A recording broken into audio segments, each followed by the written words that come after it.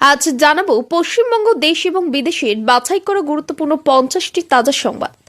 আপনি যদি চ্যানেলে নতুন হয়ে থাকেন তাহলে অবশ্যই চ্যানেলটি সাবস্ক্রাইব করুন, কারণ প্রতিদিনের সেরা খবর আপনার হাতের মুঠোয় পৌঁছে দিতে আমরা আছি সদা প্রস্তুত। খবরের প্রথমেই দেখে নেব সংবাদ শিরোনাম। লালকেল্লা বিস্ফোরণ, ঘটনার আগে বিস্ফোরক বোঝাই গাড়ি কোথায় কতক্ষণ ছিল? একটা ধীরে চলা গাড়ি এসে দাঁড়ায়, দিল্লিতে বিস্ফোরণ নিয়ে বড় আপডেট দিল পুলিশ। লালকেল্লা বিস্ফোরণ নিয়ে স্বরাষ্ট্রমন্ত্রীর জরুরি বৈঠক, ইউএপিএ ধারায় মামলা। পুলওয়ামা যোগের কিনারা, বিস্ফোরণের পেছনে বড় ষড়যন্ত্র, প্রশ্ন কেজরিওয়ালের দিল্লি কাণ্ডে শোক মমতার। 10 দিন আগেই দূষণ পরীক্ষার রহস্যময় i20 গাড়ির ভিতরে 3 জন। দিল্লি বিস্ফোরণ কাণ্ডের সামনে সিসিটিভি ফুটেজ। নিরাপত্তায় এত গুরুতর ত্রুটি কেন? দিল্লি বিস্ফোরণ কাণ্ডে প্রশ্ন তুললেন অভিষেক। দিল্লির বিস্ফোরণ কাণ্ডে জড়িত জঙ্গি ওমনের প্রথম ছবি প্রকাশ্যে। দিল্লি বিস্ফোরণের নেপথ্যে জইশ-ই মোহাম্মদ, পুলিশের জালে মাসুদের মহিলা গোষ্ঠীর প্রধান। মমতার প্রতিশ্রুতির মতো ঢোকেনি 1,10,000। দুর্গাপুজোর 1 মাস পরেও অনুদান থেকে ব্রাত রাজ্যের 8 ক্লাব। একেবারে লজিক্যাল, অভিজিতের অবাঙালি বিজেপি নেতা মন্তব্যের সমর্থনে শুভেন্দু। লক্ষ্মীর ভান্ডার প্রকল্প বন্ধ, 3 মাস ধরে টানা না পেয়ে ছাতা হাতে মহিলারা প্রতিবাদে সামিল। মমতা অভিষেকের হয়ে শাহের ইস্তফা চাইলেন শশী পার্থ। দিল্লি ফেলে মোদী কেন ভুটান ভ্রমণে প্রশ্ন তুলল তৃণমূল। স্কুলের ভিতরেই শিক্ষিকাকে কান ধরে উঠবোস করানোর অভিযোগ তৃণমূল নেতার বিরুদ্ধে, ভিডিও পোস্ট করে নিন্দায় সরব শুভেন্দু অধিকারী। সব রাজ্যের পরিস্থিতি এক নয়, বুঝতে হবে। এসআইআর নিয়ে কমিশনকে নোটিশ সুপ্রিম কোর্টের। এসআইআর কতটা প্রভাব ফেলল ভোটে? বিহারের বুথ ফেরত সমীক্ষায় চমকে ওঠা তথ্য। শুভেন্দুর বদলাও হবে, মন্তব্যের পরের দিনই পথে তৃণমূল। দিল্লি বিস্ফোরণে চালকের ছবির সামনে, ব্লাস্টের আগে 3 ঘন্টা গাড়িটি দাঁড়িয়েছিল লালকেল্লার কাছে। সর্বকালের রেকর্ড ভোট পড়ল বিহারে, ক্ষমতা বদল হবে, কি বলছেন বিশেষজ্ঞরা।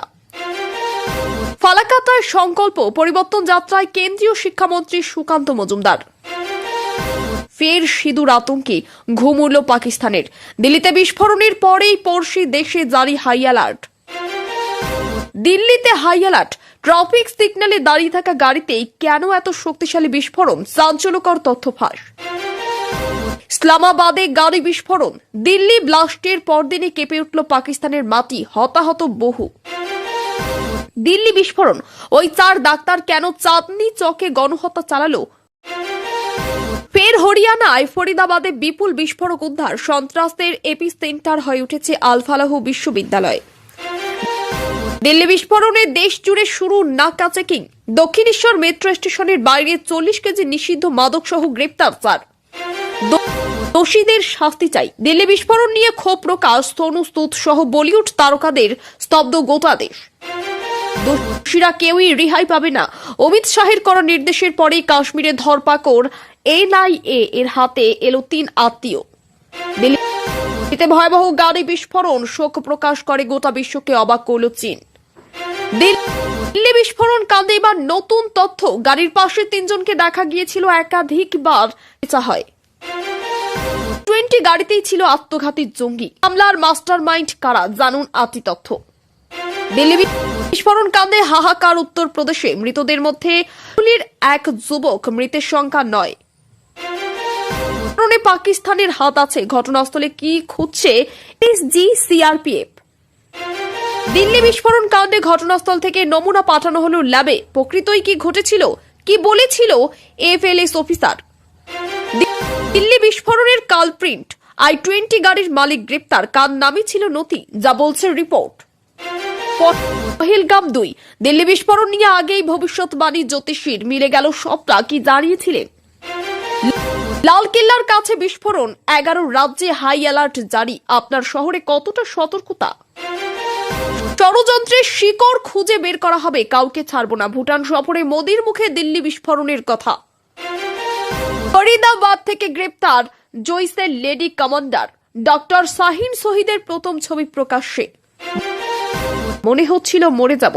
লালকেল্লা বিস্ফোরণের আতঙ্ক এখনো চোখে মুখে দেখুন। 3 বছর 3 মাস।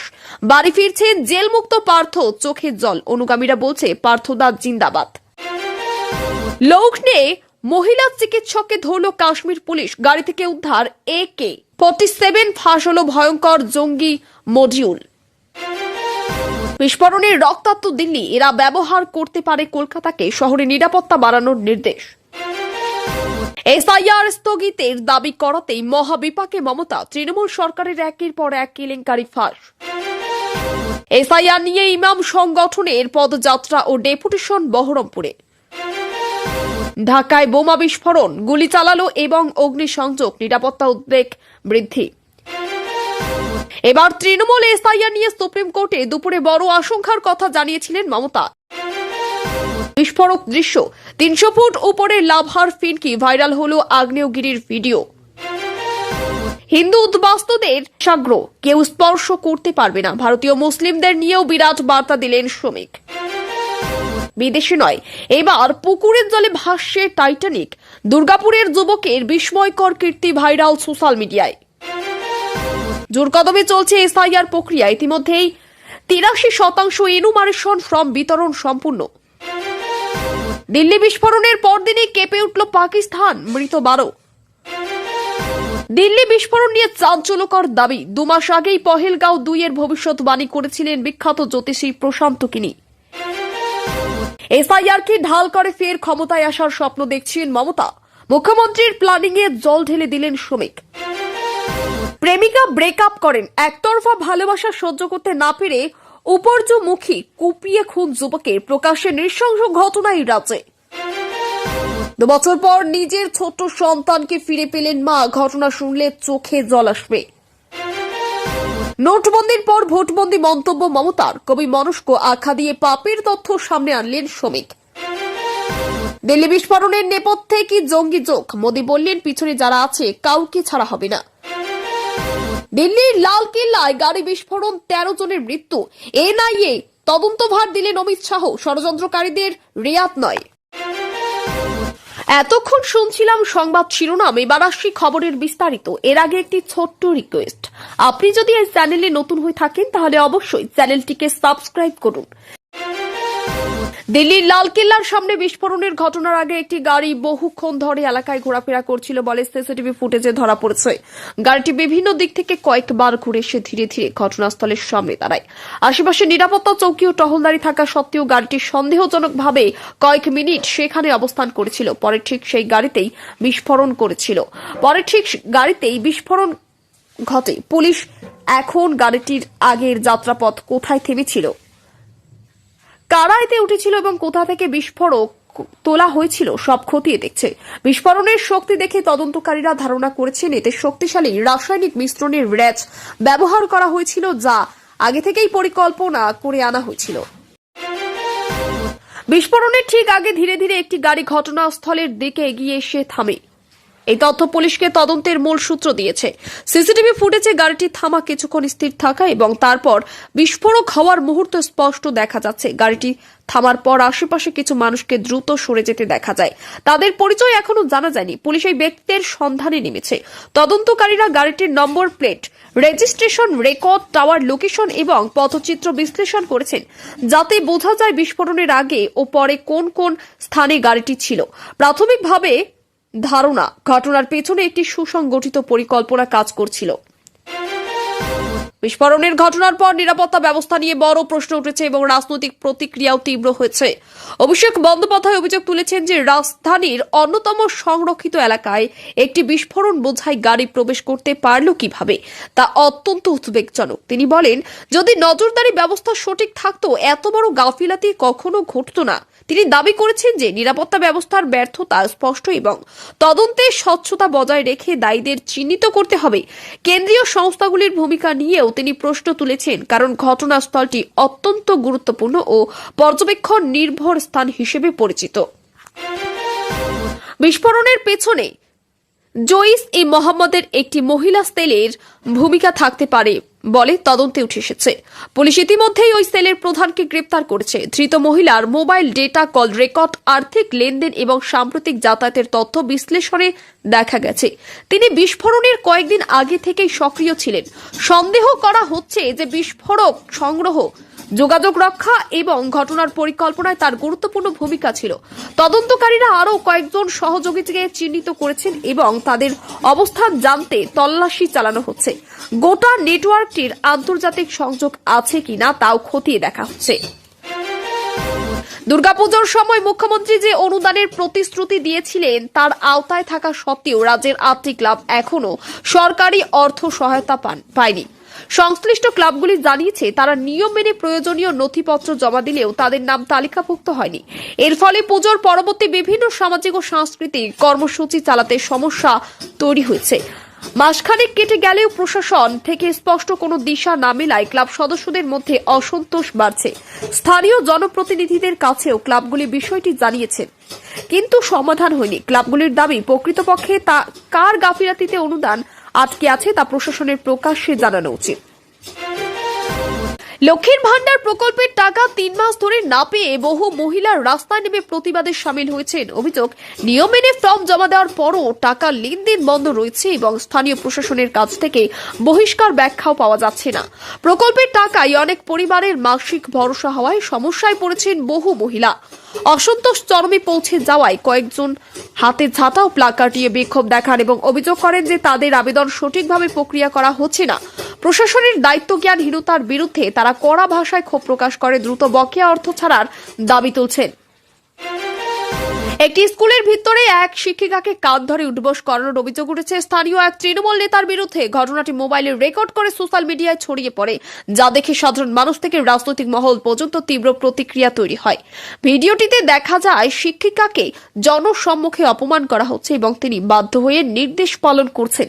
বিরোধী নেতা শুভেন্দু অধিকারী ভিডিওটি শেয়ার করে ঘটনাটিকে লজ্জাজনক বলে আখ্যা দেন এবং প্রশাসনের নীরবতা নিয়ে প্রশ্ন তোলেন। ঘটনার নিন্দায় বহু মানুষ সরব হয়েছেন এবং অভিযোগকারী শিক্ষিকা নিরাপত্তা ও ন্যায় বিচারের দাবি জানিয়েছেন। বিহারে এবারের ভোটে রেকর্ড সংখ্যক মানুষ ভোট দিয়েছেন, যা রাজ্যের নির্বাচনী ইতিহাসে বিরল বলে জানিয়েছেন বিশেষজ্ঞরা। বিপুল ভোটদান থেকে শুরু হয় দীর্ঘ সারি, সবই ইঙ্গিত দিচ্ছে যে মানুষ ভোটের মাধ্যমে কিছু বার্তা দিতে চান। বিশেষজ্ঞদের মতে উচ্চ ভোট শতাংশ সাধারণ পরিবর্তনের আকাঙ্ক্ষার দিকেই ইঙ্গিত দেয়, তবে কোন দিকে ক্ষমতার পালাবদল হবে তা ফলাফলই স্পষ্ট হবে। বিভিন্ন অঞ্চলে পুরুষ মহিলা উভয় শ্রেণীর ভোটারের সংখ্যা বাড়ায় রাজনৈতিক দলগুলির সম্ভাবনাও নতুনভাবে মূল্যায়ন করা হচ্ছে। ভোটারদের অংশগ্রহণ বাড়ার কারণ হিসেবে উন্নয়ন, বেকারত্ব এবং স্থানীয় সমস্যাগুলিকেই প্রধান কারণ হিসেবে চিহ্নিত করা হয়েছে। দিল্লি বিস্ফোরণের পরদিনই পাকিস্তানের ইসলামাবাদে ভয়াবহ গাড়ি বিস্ফোরণ ঘটে, যাতে বহু মানুষ হতাহত হন। বিস্ফোরণের শব্দ এতটাই জোরালো ছিল যে আশেপাশের বহু এলাকা কেঁপে ওঠে এবং আতঙ্ক ছড়িয়ে পড়ে। স্থানীয় পুলিশ ও উদ্ধার কর্মীরা দ্রুত ঘটনাস্থলে পৌঁছে আহতদের হাসপাতালে পাঠান। প্রাথমিক তদন্তে জানা যাচ্ছে যে বিস্ফোরণের উৎস একটি পার্ক করা গাড়ি, তবে এটি নাশকতা নাকি অভ্যন্তরীণ সংঘর্ষের ফল তা এখনো স্পষ্ট হয়নি। ঘটনাস্থল ঘিরে তদন্ত চলছে এবং নিরাপত্তা সংস্থাগুলি পুরো ঘটনা বিশদে খতিয়ে দেখছে। দিল্লিতে বিস্ফোরণের পরপরই এমন ঘটনা ঘটায় আন্তর্জাতিকভাবে উদ্বেগ তৈরি হয়েছে। দিল্লির বিস্ফোরণের পর দেশ জুড়ে নিরাপত্তা জোরদার করা হয়েছে এবং একাধিক জায়গায় নাকা চেকিং শুরু হয়েছে। কলকাতার দক্ষিণেশ্বর মেট্রো স্টেশনের বাইকে নাকা চেকিং চলাকালীন পুলিশ একটি গাড়ি থামিয়ে তল্লাশি করে প্রায় 40 কেজি নিষিদ্ধ মাদক উদ্ধার করে। ঘটনাস্থল থেকে 4 জনকে গ্রেপ্তার করা হয়। ধৃতদের কাছ থেকে পাওয়া তথ্যের ভিত্তিতে পুলিশ মাদক পাচারের বড় একটি চক্র সক্রিয় থাকার ইঙ্গিত পেয়েছে। দিল্লির ঘটনার ফলে এমন বৃহৎ উদ্ধার নিরাপত্তা বিষয়ে আরও সতর্ক হওয়ার বার্তা দিচ্ছে বলে মনে করছে তদন্তকারী সংস্থাগুলি। দিল্লির লালকেল্লার কাছে বিস্ফোরণের পর দেশজুড়ে ব্যাপক সতর্কতা জারি হয়েছে। বিশেষ করে 11টি রাজ্যের নিরাপত্তা ব্যবস্থা আরও জোরদার করা হয়েছে। গুরুত্বপূর্ণ পরিবহন কেন্দ্র, ধর্মীয় স্থান, বাজার, মেট্রো স্টেশন এবং সরকারি ভবনগুলিতে অতিরিক্ত পুলিশ মোতায়েন করা হয়েছে। বিভিন্ন জায়গায় ব্যাগ ও যানবাহন তল্লাশি বাড়ানো হয়েছে। বহু শহরে সিসিটিভি নজরদারি শক্তিশালী করা হচ্ছে এবং সন্দেহভাজন গতিবিধি নজরে রাখতে বিশেষ দল গঠন করা হয়েছে। বিস্ফোরণের ধরন ও লক্ষ্যবস্তু দেখে নিরাপত্তা সংস্থাগুলি আশঙ্কা করছে যে আরও কোনো সংগঠিত নাশকতার চেষ্টা হতে পারে, তাই সাধারণ মানুষকেও সতর্ক থাকার পরামর্শ দেওয়া হয়েছে। ফরিদাবাদে গ্রেপ্তার হওয়া জৈশ ই মোহাম্মদের মহিলা শাখার অন্যতম লেডি কমান্ডার শাহিন শহীদের প্রথম ছবি প্রকাশ্যে এসেছে। তদন্তকারীরা জানিয়েছেন তিনি জৈশের নারী মডিউল পরিচালনায় গুরুত্বপূর্ণ ভূমিকা পালন করতেন এবং সাম্প্রতিক বিস্ফোরণ ও পরিকল্পনার সঙ্গে যুক্ত থাকার সন্দেহ রয়েছে। তার মোবাইলের সঙ্গে যুক্ত থাকার সন্দেহ রয়েছে। তার মোবাইল ফোন, ল্যাপটপ, আর্থিক লেনদেন ও যোগাযোগ তালিকা থেকে একাধিক গুরুত্বপূর্ণ সূত্র মিলেছে। তিনি বিভিন্ন সময় উত্তর ভারত জুড়ে গোপনে সফর করতেন এবং সংগঠনের সদস্যদের সঙ্গে দেখা করতেন বলে জানা গেছে। গ্রেপ্তারের পর গোয়েন্দারা অনুমান করেছেন নারী জঙ্গি নেটওয়ার্কের বিস্তৃতি আগের তুলনায় অনেক বেশি ছিল।